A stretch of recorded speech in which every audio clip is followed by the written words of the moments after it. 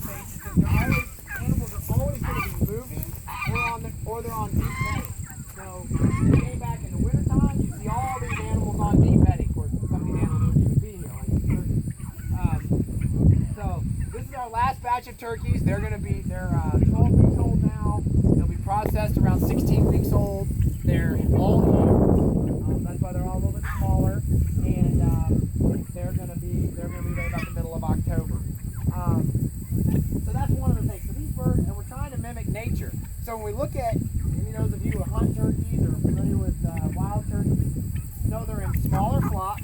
They cover a lot of ground, and they're actively harvesting bugs and seeds and other scrounging things around throughout the woods. So we're trying to mimic that as much as possible here in this commercial setting. At the same time, these turkeys don't fly, so that's a good thing, and that they stay inside this electric netting. But they do like to roost. They stay up off the ground. Their skin stays better. You don't have problems with breast blisters and stuff, kind of like bed sores, if you will. When they sleep on the ground, they get real heavy when they get big. So we have the roost for them. They go up and sleep. A lot of them sleep there at night and allow them to get up off the ground.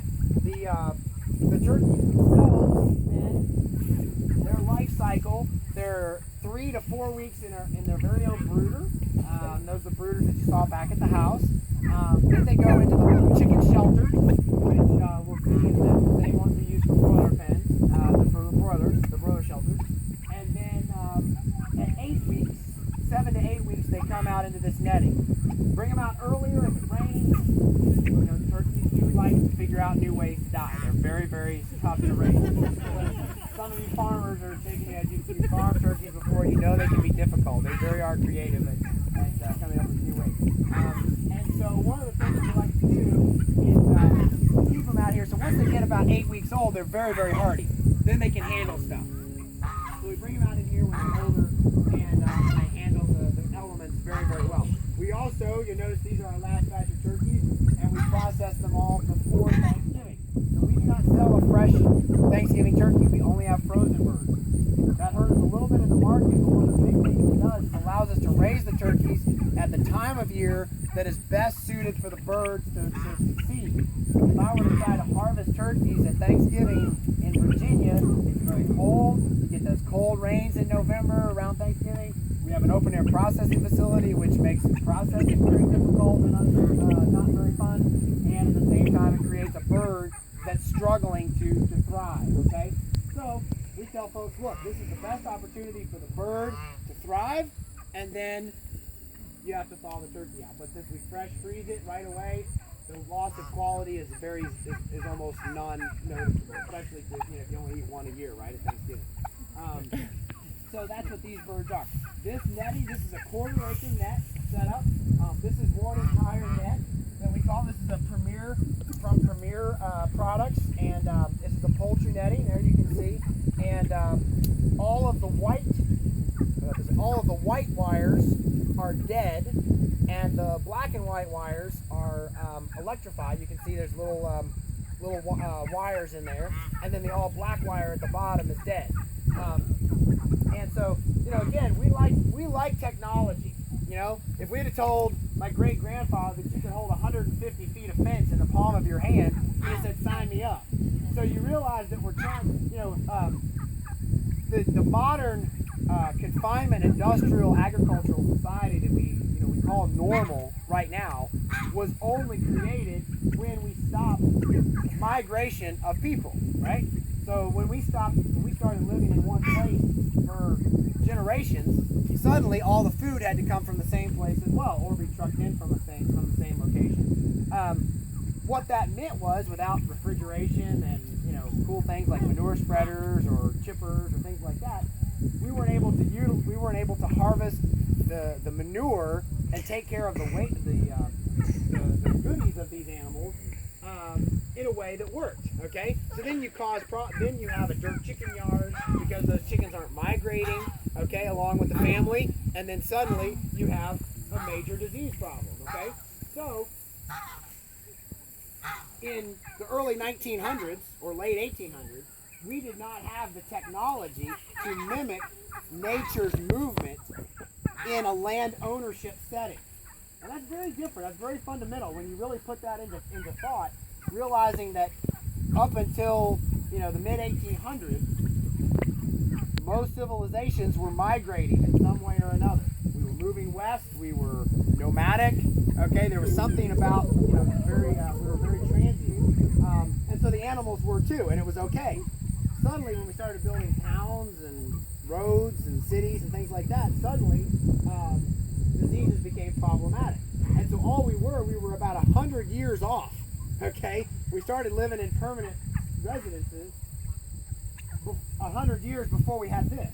We were still having split rail fences, and those are very difficult to move. Okay, those are some of the fundamental things that you have to realize. That's why this is just just now catching on and really gaining some speed, because we have the knowledge and some of the technology to make it work on a land ownership setting. So to set this netting out, you just walk backwards and throw it off, and then when you're done at the end, you just walk back along and stab it in. Wow. There we go. And you can set up, one person can set up a 1/4 acre paddock for turkeys, chickens, sheep, goats, even some cows if you want, whatever, in a little over an hour. And move the whole move. Take some down, set it up, move the structure in about an hour. Okay? So this is a 1/4 acre paddock, 3 nets. It's about 400 turkeys, and we'll move them every 2 days. So what you're sitting in or standing in right here was 2 days worth of impaction. That's not a lot of impaction. I mean, it looks like they weren't really here. That's what you want. Again, that's at a right level of movement. They just moved in there this morning, and they will make that look like this in 2 days, which isn't going to be a whole lot different. Okay.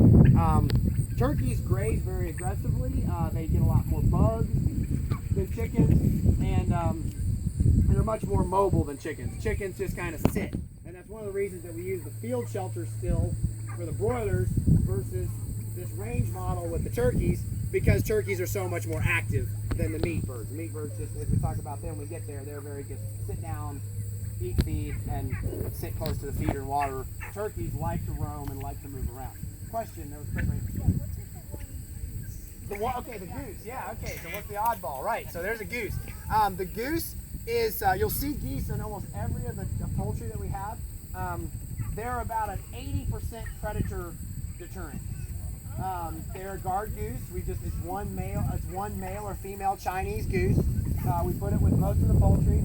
And those of you who visited some farms and stuff, sometimes you have a goose story getting chased around as a kid, and geese can be fairly intimidating. They don't really bother you if you turn around and really go at them, but they are intimidating. So they are about, like I said, about 80%. They don't get away everything, but they do aggressively put off, like a hawk or daytime stuff. They will go after things like that. And again, do we still lose birds? Yes, but they help, and they cost nothing. They eat the same feed as the chicken, as the turkeys. Mostly they just eat grass and drink out of the same water and all that. So that's what you'll see those sporadic around throughout the event. And you'll even see them. You'll see them with chickens. You'll see them with the turkeys. You'll see them up in the broiler pens, etc. Yeah, good observation. Yes, sir. Down here. Most problem with predator is mostly aerial. Yeah, birds during the day. Yeah, your birds of prey during the day. No, really, the nice part is, because this is electric, this keeps away most of all of that stuff. You'll get the occasional skunk or possum or something that'll push underneath and their fur's thick enough to get under. But, I have seen personally bears walk right by this. Here's 400 chickens, and bears just keeps on going. They do not mess with it. Because it's electrified. Foxes, coyotes, same thing. The only thing you're going to deal with here is going to be your real, your small animal type things that might push under, because this bottom wire is not electrified. They might push under, but all the big predators, really no problem with this kind of net. But mostly it's birds, yeah. One of these costs about $1 a foot. So about $150 for one net. Yeah, and they last. I mean, if you take care of them, you know, don't get them caught in the briars, don't drag them through the brush, don't you know, run over them with the four-wheeler all the time. They will last literally. I mean, I think we've got nets that are over 10 years old. So with the charger is just we use a battery charger, and that way we just we cycle out the batteries at the shed, just charge the batteries at the house, bring them back. Again, some of this is stuff that we've tooled up for. Technology's come a long way with the solar chargers, and there's nothing wrong with those at all. That's just more reliable for us and kind of what we tooled up for. But that's the whole charging system right there. And again, not a lot of spark. You might even be able to grab it. I'm assuming it's popping really. Okay, good. I'm going to grab it. Leave the battery change. They last about a week and a half. Yep. The turkeys don't get out. Here's the thing: the chickens and turkeys,